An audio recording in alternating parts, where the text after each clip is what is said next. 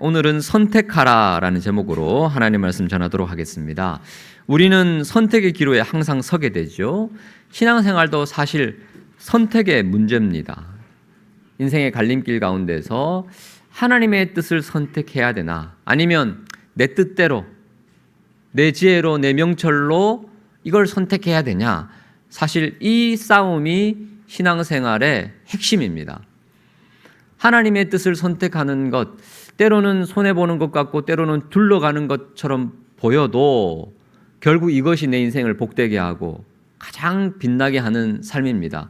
오늘 보아스가 말씀의 주인공인데, 보아스가 선택한 그것을 성경이 우리에게 보여주면서 우리도 그렇게 선택하라고 말합니다. 그것이 우리의 삶을 가장 아름답게 빚어가는 선택이다라고 얘기하는데, 과연 보아스는 무엇을 선택했는지 한번 살펴보겠습니다. 첫 번째는 우연이 아닌 섭리를 선택했습니다.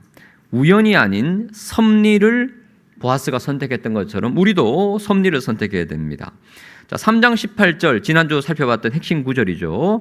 그 사람이 오늘 이 일을 성취하기 전에는 쉬지 아니하리라. 기억나시죠? 보아스가 쉬지 않고 이 일을 어떻게 성취하는지, 어떤 방식으로 이 난제를 풀어가는지 우리가 살펴봅니다. 보아스가 기업을 무르기로 작정했습니다. 그리고 룻과 결혼하기로 결심했는데 난관이 하나 있었다 그랬죠. 보아스가 1순위가 아니라 2순위라 그랬습니다. 이 엘리멜렉 가정과 더 가까운 친족이 있었어요. 1순위. 그 누군가가 포기를 해야지 보아스가 2순위가 1순위로 바뀝니다. 그래야지 룻과 결혼합니다. 그래서 이 문제를 어떻게 처리하느냐, 그게 4장 1절입니다. 자, 보아스가 어디로 올라가죠? 성문으로 올라갑니다.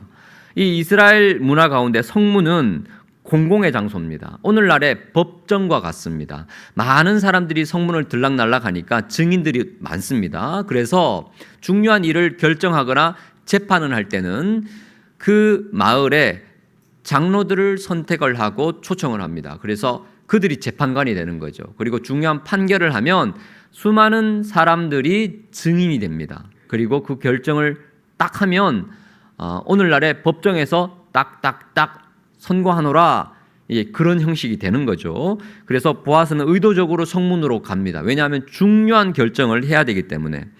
보아스는 룻의 기업 물을 2순위 사람입니다. 1순위 사람이 기업 무르지 않겠다라고 해야지 보아스가 그 기회를 잡을 수 있는데, 사실 보아스는 이렇게 할 필요가 없습니다. 성문까지 갈 필요 없습니다. 왜냐하면 유력한 자였기 때문에, 재산도 많았고 그 동네에서 가장 부유한 권력층이었기 때문에 내가 내 마음대로 하겠다 해도 그 누구도 말할 수 없습니다. 말리지 못합니다. 하지만 지난주 살펴봤던 것처럼 보아스는 과정에 충실한 사람입니다. 적법한 절차 가운데 신실하게, 정직하게, 투명하게 이 일을 이루기 원했습니다. 그래서 공개된 법정과도 같은 성문으로 간 겁니다. 자, 2순위 보아스가 성문에 이제 앉았습니다. 앉았다라고 되어 있죠. 근데 중요한 것은 1순위가 옆에 딱 앉아서 이제 공개 재판을 해야 됩니다. 근데 1순위가 언제 옵니까? 1절을 보십시오. 마침 보아스가 말하던 1순위 기업 물을 자가 지나가요. 그래서 보아스가 그에게 말합니다. 아무개여, 이리로 와서 앉으라 하니 그가 와서 앉습니다. 여러분, 이 마침이라는 단어 동그라미를 치셔야 돼요. 굉장히 중요한 단어입니다. 기억하십니까? 룻과 보아스의 첫 만남에도 마침이라는 단어가 사용됐죠. 2장 4절에. 룻이 이곳저곳 떠돌다가 들어간 밭이 보아스의 밭이었고, 우연히 갔는데 보아스의 밭이었고, 보아스가 그때 베들레헴에서 자기 밭을 한번 보러고 그날 또 마침 왔어요. 이게 바로 보아스와 룻의 첫 만남입니다.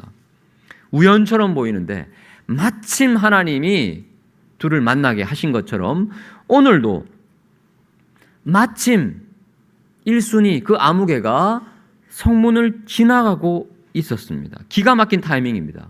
오늘 안 올 수 있습니다.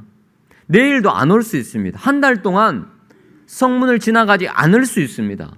그런데 마침 오늘 만난 것입니다. 우연인가요? 아닙니다. 하나님의 섭리입니다. 하나님이 지금 일하고 계신 겁니다. 그런데 보아스는 전혀 놀라지 않습니다. 마치 예상이나 했던 것처럼 보아스는 자신의 최선을 다하고 준비하고 있습니다. 이게 하나님의 뜻이라면 하나님이 1순위 그 사람 성문을 지나가게 하실 것이다 라는 믿음이 있었던 거예요. 우연을 믿지 않고 하나님의 섭리를 믿었기에 보아스는 그 믿음 가운데 행동하고 결단하고 있습니다. 사실 룻기 전체에서 하나님은 전면에 한 번도 등장하지 않습니다. 목소리로도 등장하지 않아요. 성경을 보시면 음성으로는 나오는 경우가 있죠. 하나님께서 누구야 이렇게 해라 이렇게 선지자를 통해서나 특별히 개입하실 경우가 있는데 오늘 룻기에는 1장, 2장, 3장, 4장 전체적으로 하나님이 직접 등장하시거나 음성 들려주신 적이 없습니다.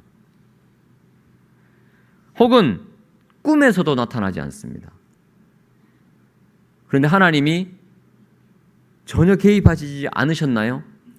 하나님이 안 계신가요? 아니요, 우리는 1장부터 마지막 장까지 하나님이 직접적으로 나타나시지는 않지만 여전히 일하고 계시고, 아니 열심히 일하고 계신다는 사실을 우리는 봅니다. 이 이야기가 만약 영화라면, 드라마라면 주인공으로는 등장하지 않지만 바로 각본, 연출, 감독이 하나님이라는 사실 우리는 알고 있습니다. 우리 주변에 하나님 어디 있어? 라고 묻는 분들이 계시죠. 하나님 눈에 보이지 않잖아. 하나님 음성 나 들어본 적 없어. 그러니까 하나님은 안 계셔. 라고 이야기하는 분들 계십니다. 그렇다고 하나님 안 계십니까? 아니요. 하나님이 여전히 살아계시고 우리 가운데 하나님은 일하고 계십니다. 두 번째, 보아스는 계산이 아닌 헌신을 선택했습니다. 계산이 아닌 헌신을 선택했습니다. 1절을 보시면 보아스가 그 1순위 아무개를 잠시 기다리라고 말합니다. 아마 이 사람은 무슨 일인지 영문을 몰라서 어리둥절했을 겁니다. 왜 그러지? 2절, 보아스가 성읍 장로 10명을 청합니다. 이제 중요한 재판을 할 수 있는 요건이 다 갖추어졌습니다. 성문에서 당사자 2명이 앉아있죠. 그리고 성읍의 리더 10명이 재판관이 되고 성문 주변의 모든 사람이 이제 증인이 되는 겁니다. 3절, 보아스가 말합니다. 나오미가 우리 형제, 우리 친족 엘리멜렉, 나오미의 죽은 남편이죠. 엘리멜렉의 소유지 그 땅을 팔려고 한다라고 말합니다. 자, 여러분, 나오미에게 땅이 있었습니까? 없었습니까? 땅이 있었어요. 이스라엘 백성들은 예외 없이 땅이 다 있습니다. 빈부격차를 막론하고 예외가 없습니다. 여호수아서 우리 강해를 제가 연초에 설교하면서 말씀을 드렸습니다. 모든 사람들이, 모든 지파, 모든 족속이 다 제비뽑기 합니다. 그래서 그 지파와 그 가문에 맞게 줄로 재어준 구역을 하나님이 허락을 하십니다. 이것이 각 가정에 맡겨진 사명과도 같죠. 그래서 땅이 없는 가문은 없습니다. 그런데 너무 형편이 어려우면 그 땅을 팔 때도 있습니다. 그리고 땅도 팔고 그 다음에 몸종으로 팔려갈 때가 있습니다. 근데 이거는 임시입니다. 50년마다 희년이 돌아옵니다. 희년이 돌아오면 땅이 원래 주인으로 갑니다. 종으로도 다시 풀려갑니다. 그래서 모든 이스라엘 민족은, 모든 백성은 예외 없이 땅이 다 있는 거예요. 근데 나오미 엘리멜렉은 흉년이 드니까 이 땅을 버리고 포기하고 사명을 내려놓고 모압으로 간 거예요. 조금 더 잘 살아보려고. 그 땅은 아직 남아 있습니다. 그런데 10년 동안 방치되어 있었어요. 황무지가 됐습니다. 여인 2명이 다시 돌아왔는데 황무지가 된 그 땅을 다시 개간하고 다시 갈아엎고 농사를 짓기에는 이 여인의 힘이 부족하고 일꾼을 살 돈도 없고 그래서 이삭 줍기를 했던 거예요. 근데 땅은 있습니다. 근데 땅을 함부로 팔 수는 없어요. 땅떨어지에 내몰리면 팝니다. 그래서 레위기 25장 23절을 보시면 토지를 영구히 팔지 말 것을 말합니다. 영원히 팔 수는 없습니다. 임시로만 팝니다. 왜냐하면 토지는 하나님의 것이기 때문에. 근데 사실 임시로도 팔면 안 돼요. 원칙은. 너무 어려우면 임시로 팔게 됩니다. 임시로 파는 것도 하나님의 뜻은 아니기 때문에 그래서 기업 물을 자, 형제 아니면 가까운 친족이 그 땅을 대신 사주는 거예요. 대금을 지불해 주는 거예요. 만약 종으로 팔렸으면 친족이 기업 물을 자가 돈을 주고 그 사람을 자유케 해주는, 이것이 하나님이 원하시는 레위기 신명기의 율법이라는 거예요. 원칙은 팔아서는 안 되는데 형편이 너무 어려우니 나오미가 땅을 팔아야 된다라고 지금 보아스가 설명을 합니다. 자, 그러면서 4절, 내가 여기 앉은 이들과 내 백성의 장로들 앞에서 그것을 사라고 너에게 말하여 알게 하려 하였노라. 만일 네가 물으려면, 기업 물을 자가 되려면 물으려니와 네가 1순위니까 만일 네가 물으지 아니하거든 내게 구하여 알게 하라. 너의 다음 차수는 내다. 그 외에는 물을 우리 친족이 없다. 너 아니면 나밖에 없다 라고 말하니까 그가 뭐라고 대답하죠? 물으겠다 말합니까? 안 물으겠다 말합니까? 물으겠다고 말해요. 좀 의외이지 않습니까? 이 사람이 내가 사겠다라고 너무 쉽게 얘기합니다. 왜 그렇습니까? 지금 이 사람은 머릿속에서 열심히 계산기를 두드리고 있어요. 자, 기업을 물은다, 땅을 대신 사준다, 돈이 들죠. 그런데 왜 이렇게 하겠다고 말합니까? 이 돈은 충분히 투자할 가치가 있는 돈이라고 생각했기 때문입니다. 왜냐하면 이 나오미의 땅은 대신 물러주면 나오미 거가 되는 거죠. 안 팔아도 되는 거잖아요. 그런데 나오미가 나이가 많습니다. 1장에 보시면 나오미가 스스로 말하죠. 나는 나이가 많다. 나는 재혼할 수 있는 기회도 없다. 그리고 아들을 낳을 수도 없다. 나이가 많아서. 그 장면이 나옵니다. 이 아무개, 1순위 아무개는 그걸 잘 알았어요. 나오미에게 땅이 돌아가지만 나오미는 곧 죽을 거다. 재혼할 기회도 없고 유산을 상속할 아들도 없다. 그러면 나오미가 죽으면 이 땅 누구 거 되는 거예요, 이제? 가장 가까운 친족. 왜냐하면 유산을 상속할 사람이 없으니까. 그리고 며느리에게는 법적으로 유산 상속이 안 됩니다. 이 땅은 이제 내 땅이 되는구나. 그것도 임시가 아니라 영구적으로. 왜냐하면 그 가문이 끊어지기 때문에. 무슨 말인지 아시겠죠? 그걸 계산한 거예요. 그래서 이것은 투자다. 부동산 투자다. 흔쾌히 내가 물으겠다라고 말합니다. 계산된 선행이라는 거죠. 근데 이때 보아스가 말합니다. 잠깐! 당신이 기업 물으는 것의 참된 의미를 잘 모르는 것 같으니 내가 설명하겠습니다라고 말합니다. 5절입니다. 보아스가 이르되 네가 나오미의 손에서 그 밭을 사는 날에 곧 죽은 자의 아내 모압 여인 룻에게서 사서, 룻 이야기를 꺼내요. 그 죽은 자의 기업을 그의 이름으로 세워야 할지니라. 룻과 결혼해야 된다는 뜻입니다. 6절, 그 기업 물을 자가 이르되 나는 내 기업에 손해가 있을까 하여 나를 위하여 물으지 못하겠노니 내가 물을 것을 네가 물으라. 나는 물으지 못하겠노라 하고 한 발 뺍니다. 하려고 했다가 안 한대요. 자, 우리 5절, 6절이 우리말 개역 성경에는 조금 어렵게 번역되어 있어서 쉬운 성경으로 한번 보시죠. 자, 화면을 보시면 이런 의미입니다. 보아스가 말했습니다. 당신이 나오미의 땅을 사겠다면 죽은 사람의 아내인 모압 여자 룻을 아내로 맞아들여야 하오. 그렇게 해야 그 땅이 죽은 사람 집안의 땅으로 남게 되어 네 땅이 아니라 죽은 사람의 땅으로 남게 하려고 룻과 결혼해야 된다는 거예요. 그러자 그 친척이 대답합니다. 그렇다면 그 땅을 사서 돌려줄 수 없어. 그렇게 했다가는 내 재산만 손해볼까 염려되어 나는 그 땅을 사서 돌려주지 못하겠으니 당신이 그 일을 하도록 하시오. 자, 여러분 이해되시죠? 손해볼까 봐 난 그 일 못하겠다는 겁니다. 룻과 결혼한다는 뜻은 어떤 의미입니까? 나오미의 손자를 낳아준다는 뜻이에요. 죽은 엘리멜렉의 손자, 죽은 룻의 남편의 아들을 낳아준다는 겁니다. 그래서 나중에 보아스와 룻이 결혼을 하는데 아들을 낳죠. 오벳이라는 아들을 낳는데 16절을 보십시오. 4장 16절을 보시면 누가 그 아이의 양육자가 되죠? 나오미가 양육자가 됩니다. 그래서 레위기 법적으로는 이 아들이 보아스의 아들이기도 하지만 법적으로는, 원칙적으로는 엘리멜렉 가문의 아들이 되는 거예요. 즉 이 말은 이 땅은 누구 땅이 되는 거예요? 예, 엘리멜렉 가문의 땅이 되는 겁니다. 하나님께서 제비뽑기를 통해서 허락하신 그 가문, 그 땅을 통해서 하나님의 뜻을 이루어야 되는데 이 가문이 끊어질 것 같은 거예요. 그 하나님 뜻 아니거든요.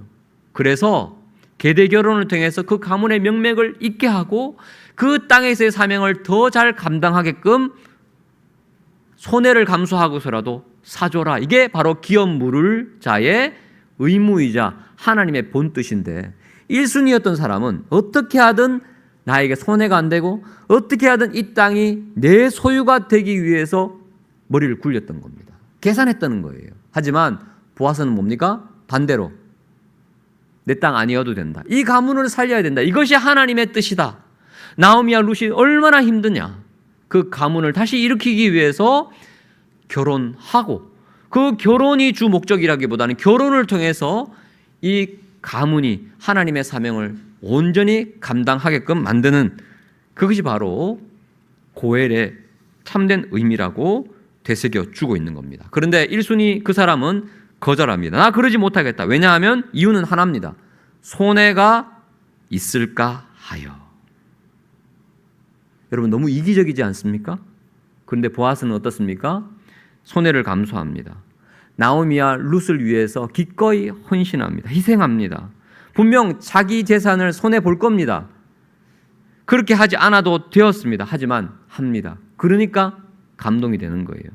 자, 8절을 보시면, 자, 7절부터 보시면 그 당시에는 계약서, 도장 찍고 이런 게 없었으니까 신을 벗어서 주면 그 신발이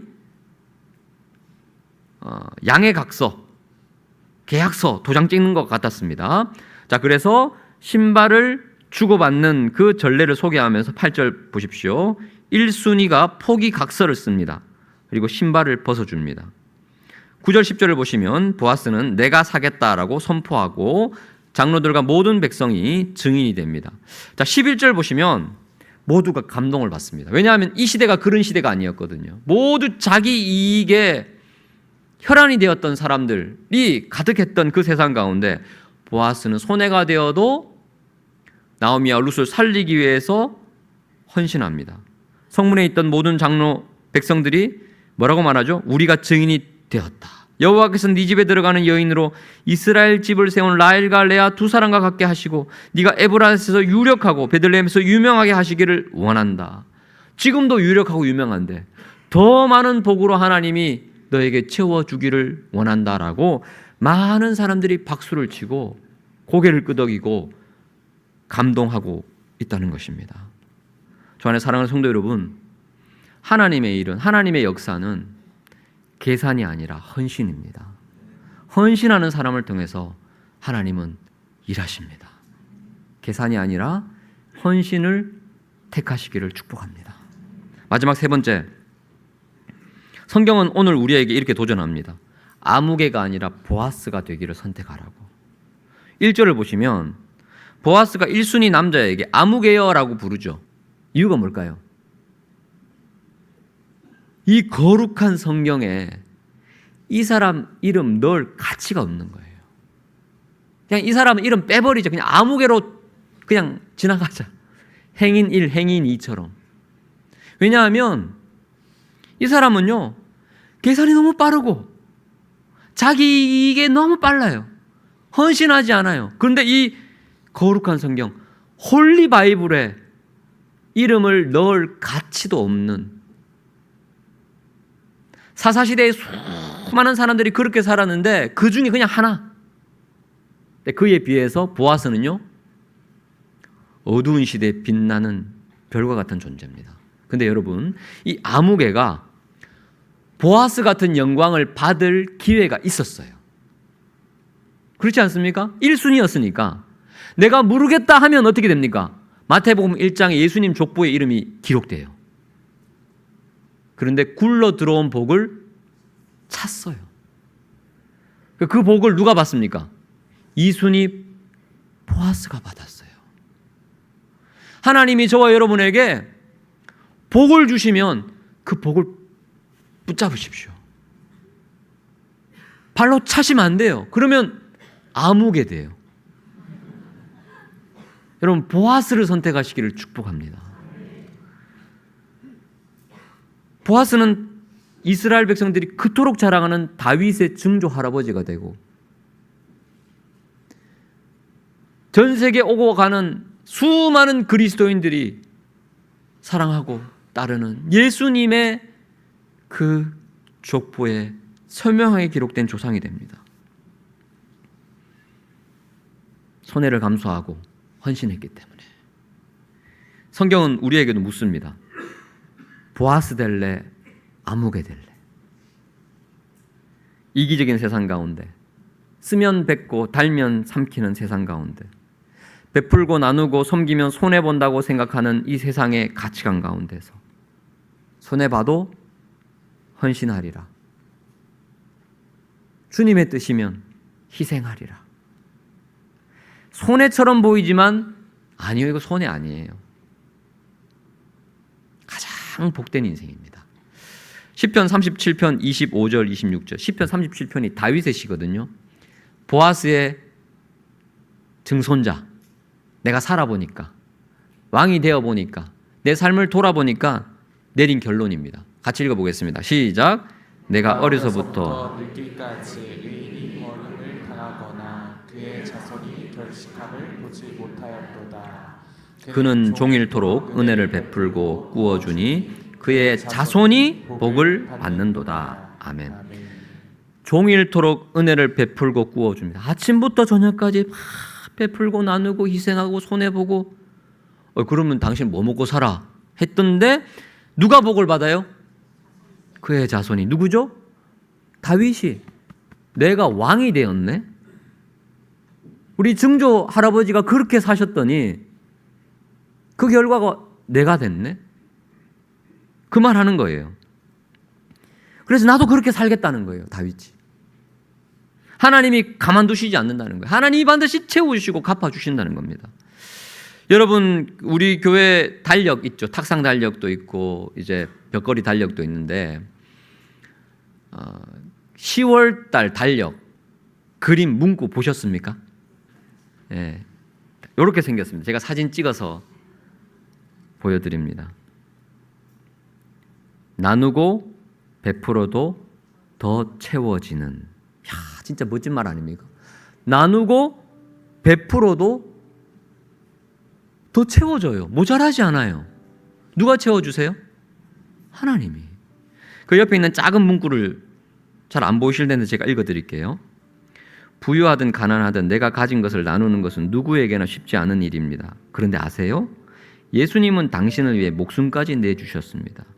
값없이 주신 은혜를 흘러보낼 줄 아는 지혜가 흘러넘치는 풍성한 인생을 만듭니다. 여러분, 우리 예수님이 보았습니다. 손해 중에 이런 손해가 어디 있습니까?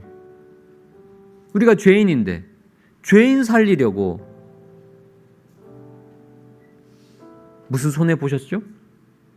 십자가에서 그냥 죽어버리셨어요.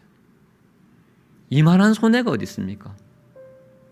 하지만 예수님의 헌신을 통해서, 예수님의 희생을 통해서 우리가 생명을 얻고 진정한 기업 물으신 그 예수님의 은혜 때문에 우리가 이 자리에 있는 줄 믿습니다. 손해가 손해가 아닙니다. 희생이 희생이 아닙니다. 하나님이 갚아주십니다.